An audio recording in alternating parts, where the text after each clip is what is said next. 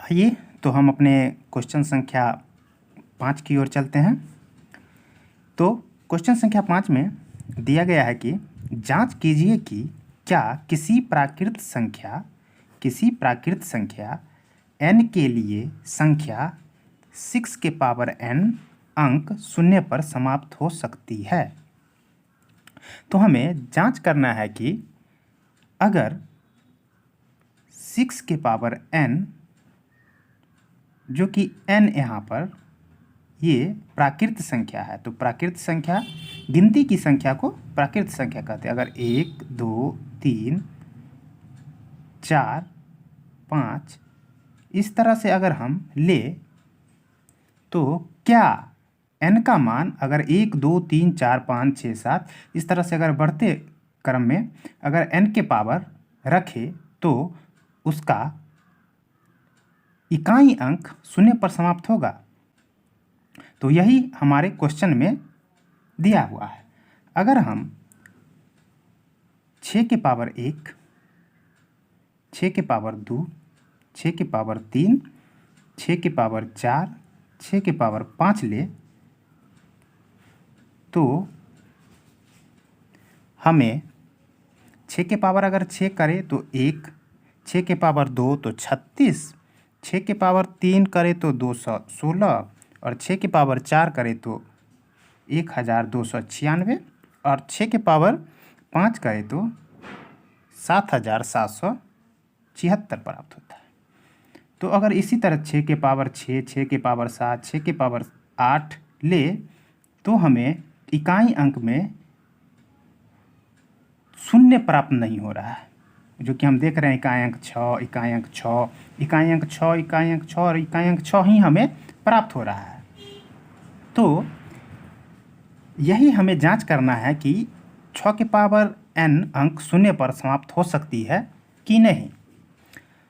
अगर हम 6 का गुणनखंड करें, 6 का अगर हम गुणनखंड करें तो हमें 2 या 3 प्राप्त होगा। और हम जानते हैं कि इकाई अंक पर शून्य तभी हो सकता है जब उसके गुणनखंड में 5 आए, लेकिन यहाँ 2 और 3 गुणनखंड आ रहा है। तो आइए देखते हैं इसको हम भाषा के तौर पर किस तरह से लिख सकते हैं। तो देखते हैं इसका आंसर। आइए, माना कि a बराबर 6 के पावर n, तो a बराबर 2 गुना 3 के पावर n, या हम इसे 2 के पावर n गुना 3 के पावर n लिख सकते हैं। यहाँ 2 तथा 3 अभाज्य संख्याएं हैं, इसीलिए हम जानते हैं कि यदि किसी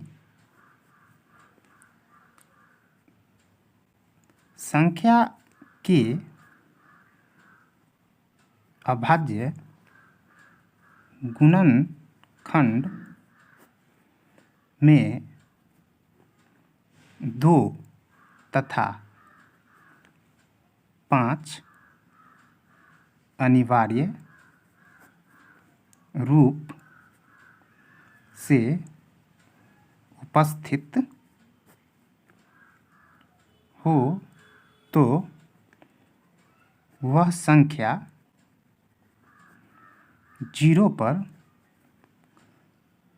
समाप्त होगा, अन्यथा नहीं। 0 पर समाप्त होगा, अन्यथा नहीं। अतः हम बोल सकते हैं कि a बराबर 2n गुना 3n यह गुणनखंड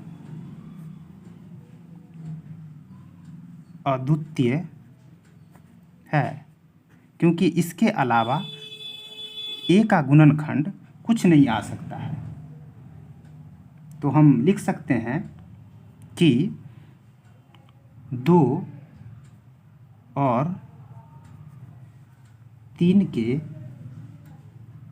अतिरिक्त हम लिख सकते हैं कि 2 और 3 के अतिरिक्त कोई दूसरा अभाज्य गुणनखंड नहीं हो सकता।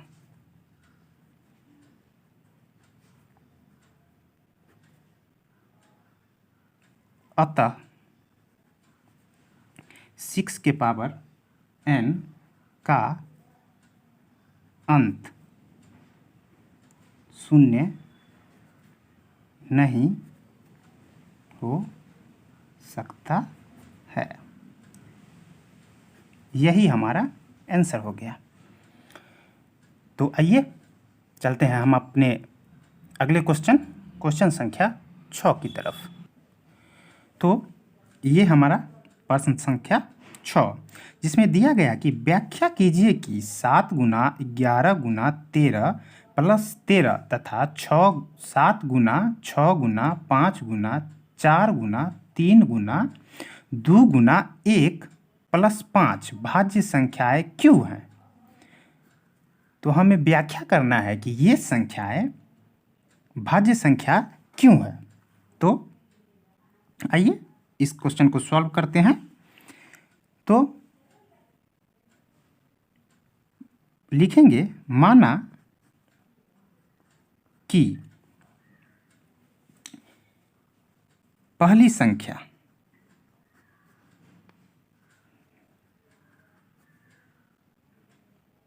बराबर 7 गुना 11 गुना 13 प्लस 13, या हम इसको लिख सकते हैं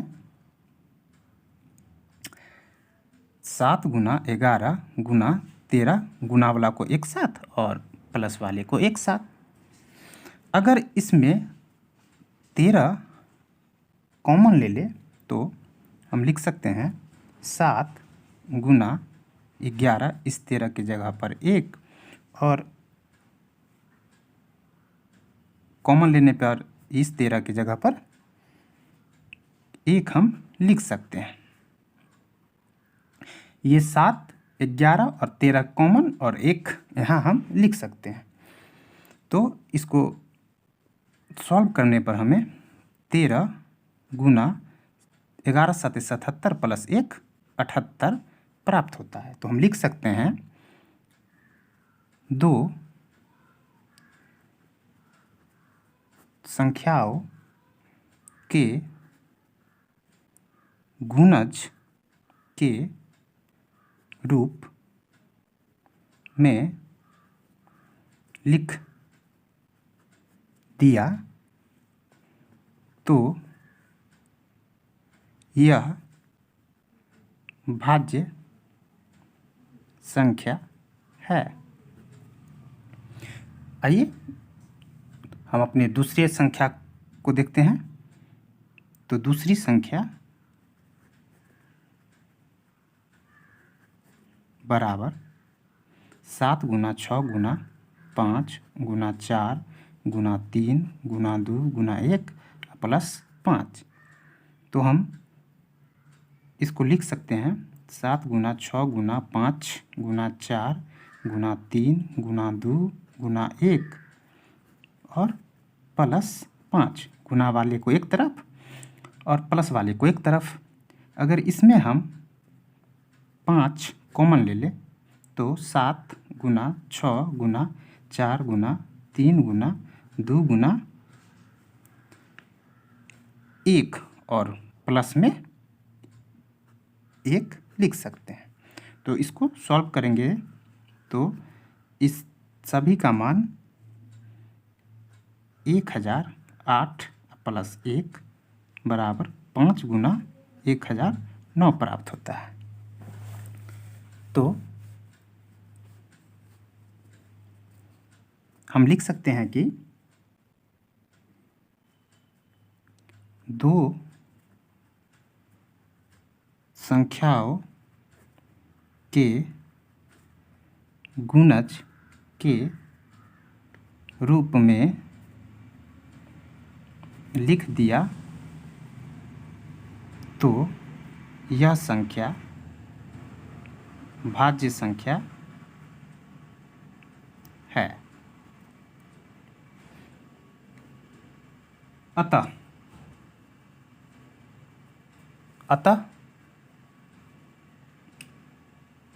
यह एक भाज्य संख्या है। यही हमें व्याख्या करना था। तो आइए चलते हैं हम अपने इस एक्सरसाइज के अंतिम क्वेश्चन पे, जो है क्वेश्चन नंबर 7। तो क्वेश्चन संख्या 7 में दिया गया है कि किसी खेल के मैदान के चारों ओर एक वृत्ताकार पथ है। इस मैदान का एक चक्कर लगाने में सोनिया को 18 मिनट लगते हैं। सोनिया को 18 मिनट लगते हैं, जबकि इसी मैदान का एक चक्कर लगाने में रवि को 12 मिनट लगते हैं। मान लीजिए वो दोनों एक ही स्थान और एक ही समय पर चलना प्रारंभ करके एक ही दिशा में चलते हैं, तो कितने समय बाद वह पुनः प्रारंभिक स्थान पर मिलेंगे। तो खेल के मैदान के चारों ओर एक वृत्ताकार पथ है। तो सोनिया को एक चक्कर लगाने में 18 मिनट और रवि को एक चक्कर लगाने में 12 मिनट का समय लगता है। और प्रश्न में दिया गया है कि दोनों एक ही स्थान से चलना प्रारंभ करते हैं और एक ही दिशा में। तो अगर एक ही दिशा में चलना प्रारंभ करते हैं तो हम लिख सकते हैं कि ये सोनिया और ये रवि। तो सोनिया 18 मिनट में और रवि 12 मिनट में एक चक्कर लगाता है। यहाँ पे देखा जाए तो सोनिया एक चक्कर लगाने में 18 मिनट और रवि 12 मिनट लेता है, क्योंकि रवि फास्ट है। अगर सोनिया 18 मिनट लगाता है तो रवि 12 मिनट में ही उस चक्कर को कंप्लीट कर लेता है। तो इसका सॉल्यूशन कुछ इस प्रकार से होगा। माना सोनिया x चक्कर तथा रवि y चक्कर लगाने के बाद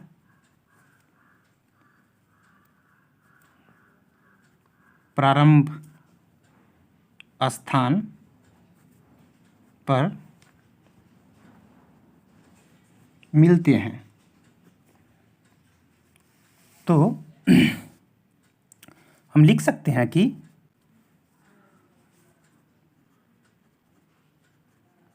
सोनिया को लगा समय बराबर 18 गुना x मिनट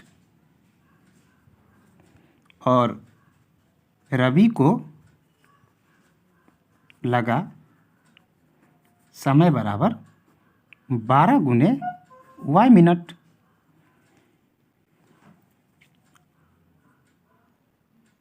अतः 18 और 12 दोनों से भाज्य हो वो संख्या बराबर वाट। तो हम लिख सकते हैं इसीलिए एलसीएम 18 और 12 बराबर वाट। तो एलसीएम निकालने के लिए हम सबसे पहले 18 का अभाज्य गुणनखंड करते हैं। तो हमें 2, 9, 3 तिया 9 और 3 एकम 3, और 12 का अभाज्य गुणनखंड निकाले तो 2, 2 छक 12, 2 तिया 6 और 3 एकम 3। तो हम लिख सकते हैं 18 बराबर 2 के पावर 1 तथा 3 के पावर 2, और 12 बराबर 2 का पावर 2 गुना 3 के पावर 1। तो हम जानते हैं कि एलसीएम वे संख्या होती है जो दोनों के उभयनिष्ठ में बड़ी घात के साथ संबंध रखता हो। तो हम लिख सकते हैं कि एलसीएम बराबर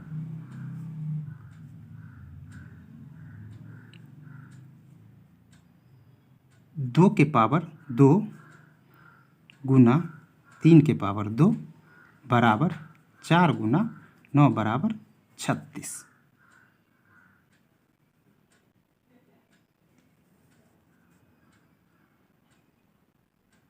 चूँकि एलसीएम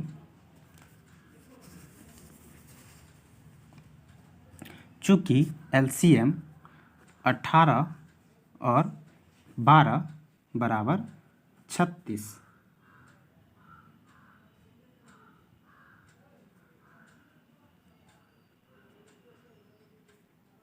इसीलिए दोनों 36 मिनट के बाद पुनः प्रारंभिक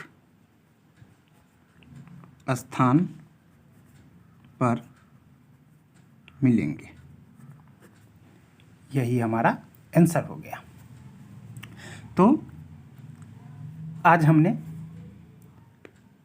अपना एक्सरसाइज 1.2 कंप्लीट किया। तो मिलते हैं हम अपने अगले वीडियो में, जिसमें हम अपने अगले टॉपिक के बारे में बेसिक जानकारी लेंगे, फिर उसके उदाहरण देखेंगे। तो मिलते हैं हम अपने अगले वीडियो में, तब तक के लिए धन्यवाद।